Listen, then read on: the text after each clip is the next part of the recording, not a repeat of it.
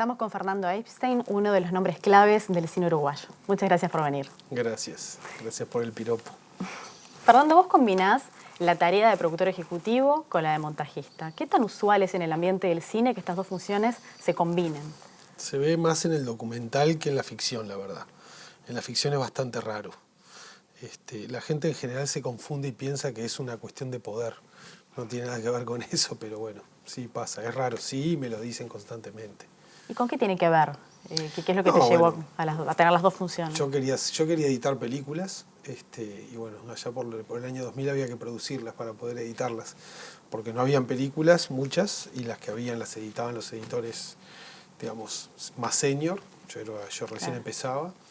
Y empezó todo con 25 watts, ¿no? Yo quería ser el editor de la película y todos íbamos a ser productores. A medida que el rodaje de la película se acercaba, yo fui tomando tareas de productor justamente para que los directores pudieran dirigir.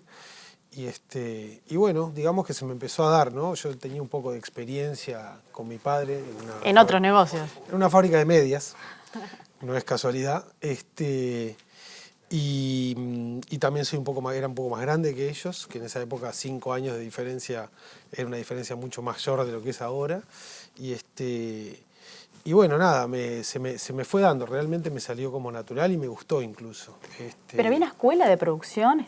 ¿Aprendiste haciendo? O... No había ninguna escuela de producción, lo que nosotros íbamos a la Católica, que era Ciencia de la Comunicación, ni siquiera era escuela de cine. Y en general, además, en las escuelas la producción no está bien entendida por el largo plazo. O sea, la producción ejecutiva tiene que ver con el largo plazo. Un proyecto de largometraje son siempre por lo menos de 3 años para adelante, o sea, más. Entonces, creo que en las escuelas de cine normalmente eso es un poco difícil de abarcar y de entender, incluso si se dan clases, o sea, poder tener como la práctica en eso. Entonces, no obstante, sin embargo, yo lo que hice fue... me tenía que recibir, al igual que Juan y Juan Pablo, y usamos todos 25 watts como excusa para nuestras tesis de grado. Ellos trabajaron acerca de teoría del guión, usando 25 watts para refutar las teorías clásicas de guión. Yo fui por un lado más aburrido, que fue como hacer el análisis de cómo se hace una película, desde el punto de vista de producción, pasando por todas las etapas. Y eso realmente después me sirvió bastante de guía, como un poco involuntario porque íbamos medio con la corriente, pero sí como una especie de guía que me permitió como también llevar adelante todo lo que era eso, ¿no? Todo el peso de la producción, de pensar para adelante estratégicamente. Cuando llegaron con el guión de Whisky,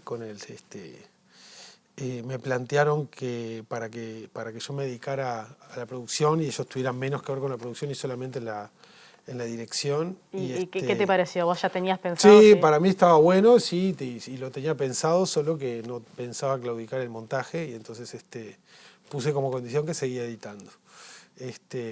Aceptaron gustosos y bueno, así seguimos.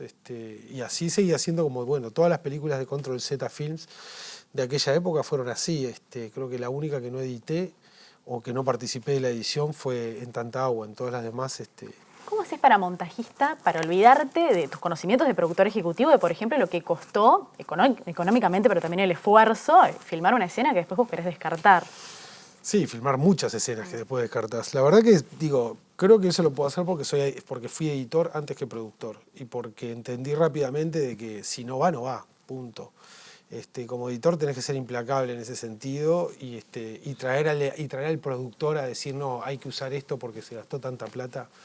No tiene cabida. Pero cuando el director también es productor, como pasaba en esas películas, es más complejo, pero la película ¿no? prevalece. La idea es la idea, el ritmo se siente.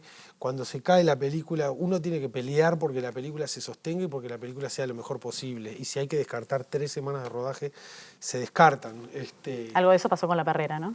Con La Perrera pasó bastante de eso y con varias películas también, siempre sucede. O sea, son pocas las películas. Whisky fue un caso especial, por ejemplo, donde se tiró muy poco más, se descartó muy poco material.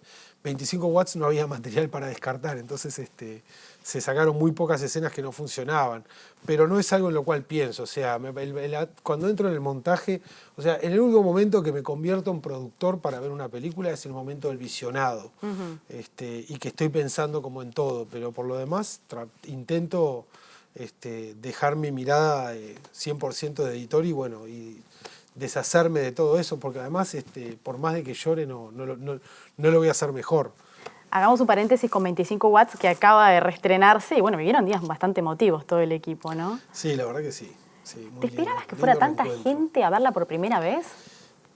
Mirá, era mi sueño, ¿no? O sea, tengo un hijo que ya cumple 14 años la semana que viene y para mí era un sueño, o sea, que su generación la pueda ver o que pueda ser vista como por otra gente. O sea, el reestreno tiene para mí varios sentidos también. Es como un reencuentro con un montón de gente. Es estar juntos después de todo lo bueno y todo lo malo que pasó. Y nada. Y creo que es una película que envejece bien. Bueno, te iba a preguntar cómo evalúas tu trabajo 18 años después, tanto como montajista más que como productor. Bueno, o podés evaluar las dos, capaz. Como editor es lo que te decía hace un rato, o sea, no era una película que tuviera muchas opciones. Creo que la mayoría de las opciones que tomamos fueron buenas. Hay algunos cortes que me siguen saltando, porque también como por inexperiencia, pero en general creo que cuando la actuación funciona, cuando el material está bueno, a nadie le importa el corte, nadie se acuerda de 25 watts porque está bien o mal editada.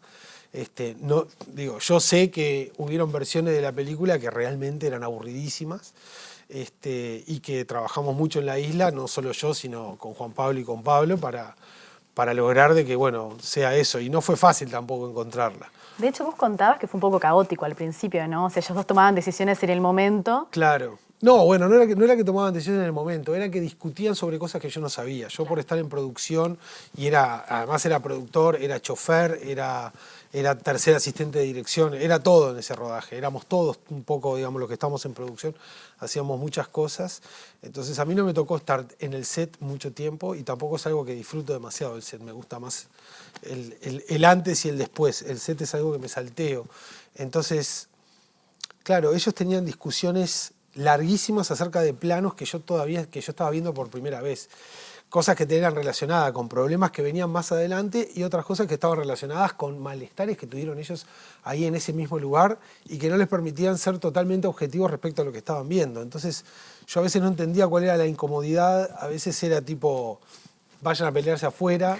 Y claro, y me di cuenta de que el problema es que cuando vos empezás a editar una película, vos no conocés el material. Claro. O sea, yo trabajo con el material, con el guion antes, puedo haber visto algo durante el rodaje, pero me empiezo a enfrentar a un material que tiene que ver con un guión, pero que es otra cosa. Y entonces voy creciendo en aprendizaje. El director sí lo filmó, estuvo ahí, pero él todavía ni siquiera conoce el material completamente. El director de repente conoce quizás el material al 70%, al 65%, mientras que yo arranco de 0, de 5. Entonces preciso una primera etapa solo, no para armar mi corte, sino para arrimarme en conocimiento del material, porque ¿qué puedo yo discutir con el director? Normalmente la segunda fase, ahora que ya tengo más experiencia lo puedo plantear, no siempre se da igual porque no hay fórmulas exactas para esto, pero en una segunda fase lo que hago es pedirle al director, bueno, ahora yo solamente aprieto los botones y vos decime qué habías pensado. Entonces crezco con él empieza a ver ciertos límites de lo que quería y que no pudo y va aprendiendo un poco más del material, mientras que yo voy aprendiendo qué era lo que él quería y cómo lo había pensado cortar, cómo que pensaba que iba a funcionar. Y nos vamos arremando como a la etapa realmente divertida del montaje, que es el momento en el cual, bueno, los dos estamos hablando de lo mismo, estamos discutiendo de cómo hacer la mejor película posible con el material que hay. Y bueno, nada, eso es lo que a mí me fascina. Pero en algunos casos te involucras también durante el desarrollo para trabajar el guión antes de pasar al rodaje. Lo que pasa es que me pasaba mucho el te lo dije y tener que morderme la lengua. O sea, muchas veces me pasaba de que, cuando estoy trabajando como productor y como editor, naturalmente voy a estar atento a que el guión funcione, a que el guión sea fluido, a que la información esté toda ahí. Y aprendí mucho de eso por trabajar tanto en desarrollo, en la etapa de desarrollo del guión y leer tantas versiones antes de salir a filmar. Y bueno, también por experiencia de montaje. Aprendí que hay veces que los directores a veces son un poco reacios a ciertas, por ejemplo, ¿no? Un problema clásico, a dar ciertas informaciones que parece demasiado obvia darlas y que después sin esa información de repente los puntos no conectan. Y entonces perdés la atención del espectador que debería estar sintiendo por el personaje en pensar qué es lo que está, cómo fue que pasó, qué fue lo de la historia. Entonces, por ejemplo, lo que pido siempre al productor de la película es que me entreguen el guión de rodaje, el guión que ya van a rodar, y cuando ya están avanzada la preproducción, pero todavía no están lo suficientemente locos como para no tener un minuto, sentarme con el director a hacer una revisión, obviamente hago una doble leída del guión nuevamente, y trato de ver con el director las partes que a mí no me cierran, o que veo que hay algún problema, o que veo que se alarga demasiado esto. Entonces también me ayuda para empezar a entender cómo es lo que él quiere, pero claramente no es la misión porque él tiene otra prioridad. Pero me puedo adelantar de repente a decirle, mirá, podés tener un problema acá de comprensión, mejor que filmes una escena que después descartamos a que no la filmes y no la podamos incluir, ¿no? Otro de los errores recurrentes es, por ejemplo, ponerse ambicioso en cuanto a los personajes secundarios. No es un tema de ponerse ambicioso, es un tema pero eso es un tema más, y eso lo veo más como productor, es un tema más de cuántas pelotas en el aire puede tener, por ejemplo, un director haciendo una primera película. En varias de las películas que hicimos pasaba de que se ponía mucho foco en pensar en el primer actor, en la historia central, pero habían varias historias secundarias que agrandaban la película y que en el guión estaban buenísimas, pero después con la vorágine de la preproducción resulta que de repente el director no le puede dar bola al casting de 2 o 3 secundarios, uno de ellos te falla, y entonces ahí empieza y es lo que hablábamos antes, si la historia no funciona va para abajo, va para afuera. Pero entonces después la historia va para afuera y qué efecto tiene eso en la historia principal. Entonces tenés que empezar a suturar la historia principal, las historias secundarias que fuiste recortando. Son cosas que eventualmente si tenemos mucha suerte no lo nota nadie, yo lo voy a notar siempre. Pero también me parece que es como pensando en la economía de recursos, que es clave a la hora del rodaje, poder pensar y poder tratar como de ponerse desafíos al alcance, porque es mucha presión para un director estar. Yo no he dirigido nunca, pero sé lo que es la presión de estar parado con de repente 20, 30 tipos a tu espalda, con 5 o 6 tipos delante de la cámara, y vos tenés que estar decidiendo está bueno o no está bueno, y que no se te caiga ninguna pelota en el camino, porque si no se desarma el truco, ¿entendés? Bien, vamos a ver el tráiler de Monos y a la vuelta empezamos a hablar de tu trabajo como productor en películas extranjeras también.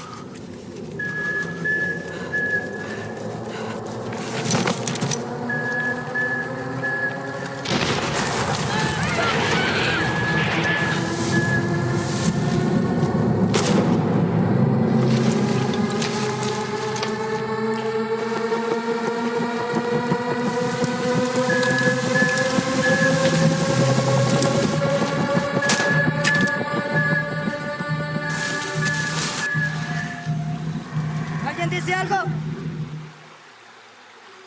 ¿Alguien dice algo?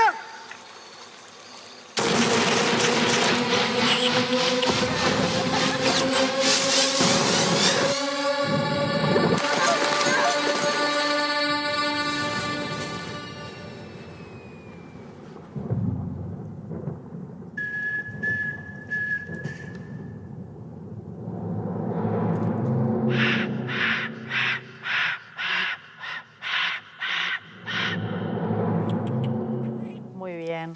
¿Cuándo vamos a ver Monos en cines uruguayos? Espero que en verano. que la pueda estrenar en verano. Esta es una coproducción con Colombia. ¿Cómo favorece a Mutante hacer coproducciones con otros países de la región? Monos es un caso especial. En general el tema de hacer, digamos, no es un tema de favorecer. Nosotros queremos hacer películas que nos gusten, que querramos ver en pantalla, películas en la cual nos gusten mucho, nos podamos relacionar bien con la gente que la está haciendo, tanto los productores, en el caso de las minoritarias, como el director, fundamentalmente, y que sepamos que tenemos algo para aportar en la película.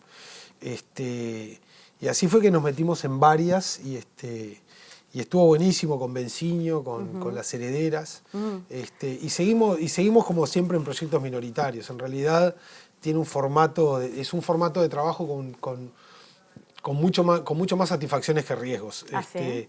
Claro, vos acá producir un largometraje en Uruguay con el costo que tiene, con los apoyos que existen, el balance es bastante negativo, entonces es una remada mucho más larga, mientras que esa responsabilidad ulterior y principal no recae sobre el coproductor minoritario. El coproductor minoritario juega a determinado espacio, a determinado lugar, ayuda, empuja, pero la responsabilidad y la mochila pesadas no es el que la carga. Entonces, ¿pero cuáles son los principales aportes que puede hacer Uruguay en esas coproducciones? En el tema financiero y económico los aportes son pequeños.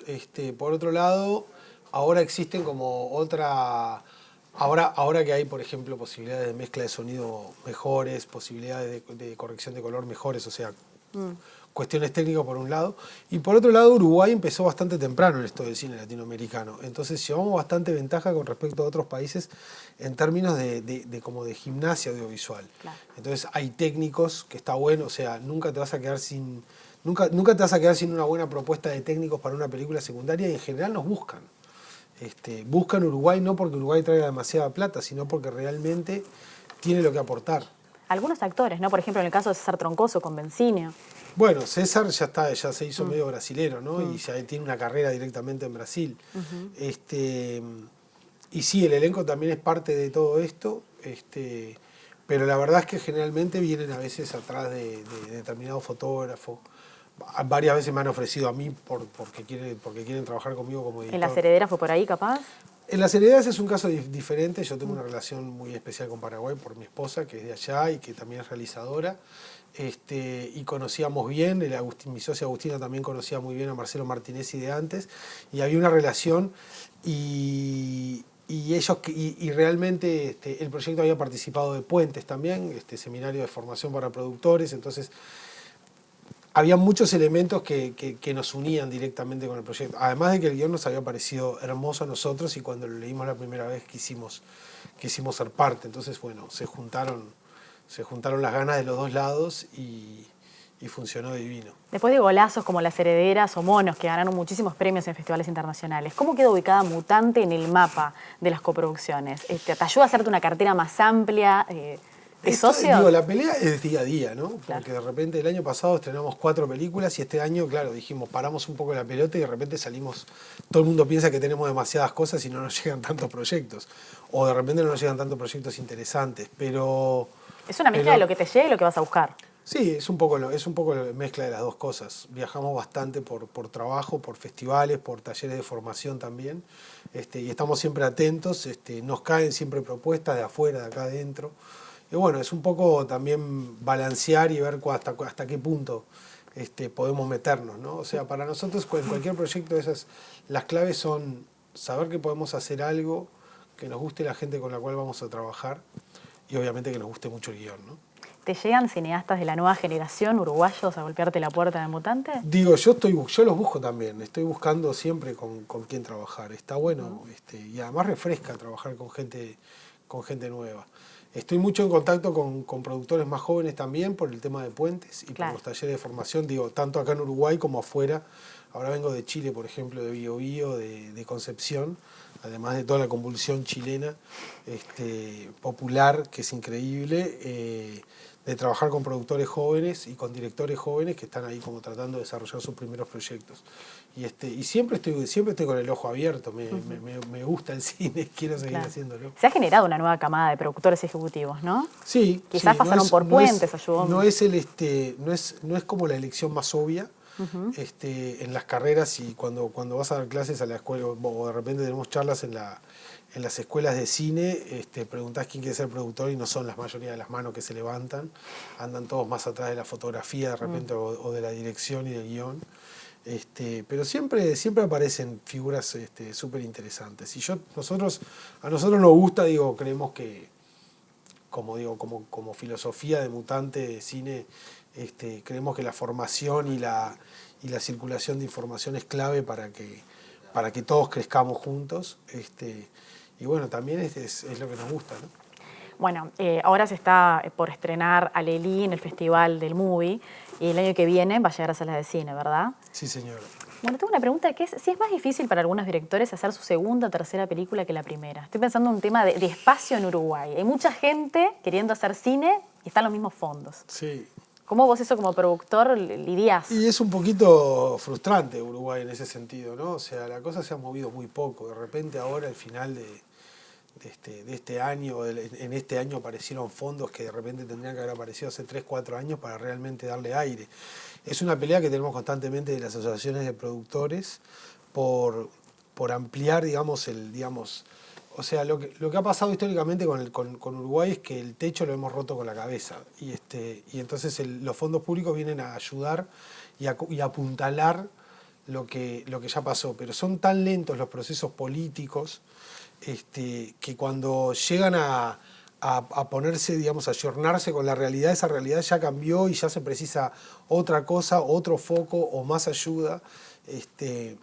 Nosotros empezamos en el año 2000 filmando 25 watts, en febrero del 2000, y vemos a una generación entera de cineastas, productores, fotógrafos, etcétera, de Buenos Aires, de acá enfrente, que gracias a una ley de cine mucho más enfocada en el fomento y no esta cuestión de los 4 mangos para 3 concursos, y bueno, y ves las cosas que están saliendo. Eso es gimnasia audiovisual, o sea, pues no, Relato Salvaje no sale de la nada, claro. O sea, sale de un tipo que hizo 3 largos antes, 4 temporadas de serie de televisión, que acá la ficción en televisión es el eslabón perdido entre el cine y el teatro, y es como una falta que nos deja también a todos como, bueno, justamente todos los pibes tratando de jugar con el mismo trompo, ¿no?